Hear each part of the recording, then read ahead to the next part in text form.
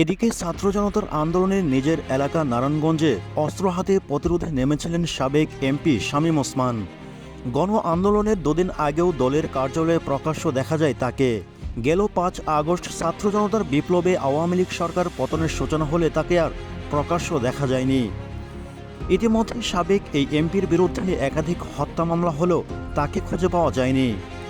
অবশেষে সব রহস্যের অবসান ঘটেছে একটি ভিডিও থেকে। শামীম ওসমানের দেখা মিলেছে ভারতের রাজধানী দিল্লির হযরত নিজামুদ্দিন দরগায়। শেখ হাসিনার জন্য নিজামুদ্দিন আউলিয়ার মাজারে দোয়া করেছেন তিনি। এদিকে আওয়ামী লীগ সরকার পতনের ১ মাসের মাথায় নিজামুদ্দিন দরগার মনিরুল হক নামে এক ফ্রিল্যান্সার ফটোগ্রাফারের ক্যামেরায় ধরা পড়ে শামীম ওসমান। চলতি মাসের শুরুর দিকে করা ওই ভিডিওটি সংবাদ মাধ্যমের কাছে দিয়েছে ফটোগ্রাফার ও নির্মাতা মনিরুল হক। ভিডিও সূত্রে জানা যায় মাজারে এক ব্যক্তিকে দিয়ে দোয়া করান শামীম ওসমান। ভিডিও উর্দু ভাষায় সেই দোয়ার বাংলা করলে যা হবে, শামীম ওসমান সাহেবের সালাম পৌঁছানোর সামর্থ্য দাও, শেখ হাসিনা সাহেবানকে শানদার সাফল্য দান করো, বাংলাদেশে ফিরে যাওয়ার ভাগ্য নির্ধারণ করো। এদিকে সেদিনের দৃশ্যে সংবাদ মাধ্যমের কাছে বর্ণনা করেছেন প্রত্যক্ষদর্শী ও ফ্রিল্যান্সার ফটোগ্রাফার মনিরুল ইসলাম। তিনি জানান, ভারতের একটি বিশ্ববিদ্যালয় থেকে সদ্য স্নাতকোত্তর চূড়ান্ত পরীক্ষা শেষ করে নিজামুদ্দিনের দরগায় ঘুরতে যান তিনি।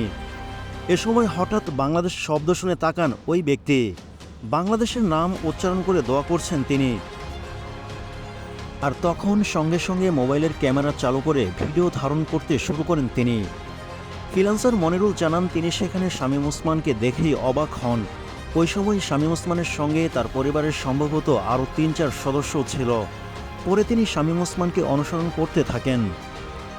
দরগাহের এক পাশে থাকা খাবার জায়গায় পানি শামীম ওসমান ও তার পরিবারের সদস্যদের তবারক বিতরণ করতে দেখেন তিনি।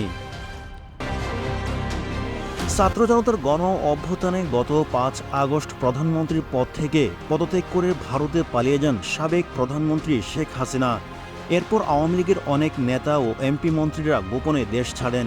এরই মধ্যে নারায়ণগঞ্জের আলোচিত নেতা শামীম ওসমান সপরিবারে গোপনে দেশ থেকে পালিয়ে যান।